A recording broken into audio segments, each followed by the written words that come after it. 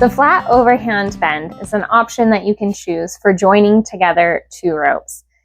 Some benefits to this knot is that it's asymmetrical and that it is a small profile, so it has a less likelihood of getting stuck while pulling. It's able to travel and roll throughout the terrain. It's also really fairly easy to inspect. Some considerations for this, though, are that it is a lower strength knot compared to some other bends, because what happens with this, as it gets pulled, it pulls apart. So that is one consideration you want to take into effect.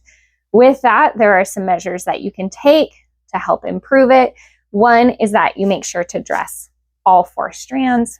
2 is that you will make sure to have at least an 18-inch tail. 3, that you have similar diameters. And then 4, that you have it snug up against the rappel rings. Let's go ahead and get into tying this. So with that, you're going to pass 1 rope through and then make sure that you have at least 18 inches of tail. Tie an overhand.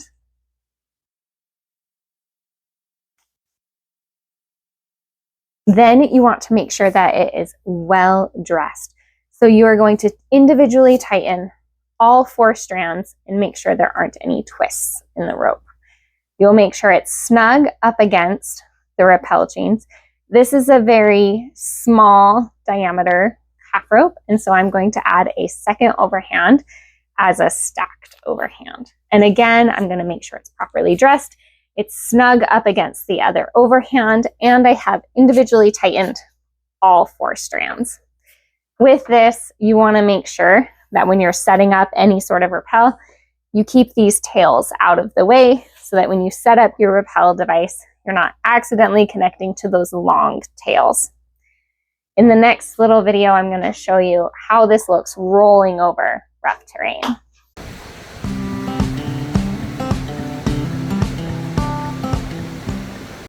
All right, so when comparing the flat overhand bend to 2 other knots, the double fisherman's or the Flemish bend, notice how in this one, the ends are coming out opposite directions. These 2 knots, the forces are directed down through the knot, like this, while in the flat overhand bend, it's pulling itself apart. Now, that means that these 2 knots might be stronger choices compared to the flat overhand, but the flat overhand is still a suitable rappelling choice because of its low profile and its less ability to get stuck up on things compared to this. And one note of a different knot that is not appropriate in this situation, so danger, danger, danger, is the flat figure 8. And the flat figure 8, when you tie it, the 2 ends are coming out the same direction. All right, and the reason this is inappropriate is because when it gets pulled apart, it pulls apart very, very, very easily and can roll itself out under way lower forces compared to the flat overhand bend. And one time I was at a crag and there was someone who needed to tie together 2 ropes, and they pulled this out and we were doing this, and I stopped them and said, no, no, no, don't do that one.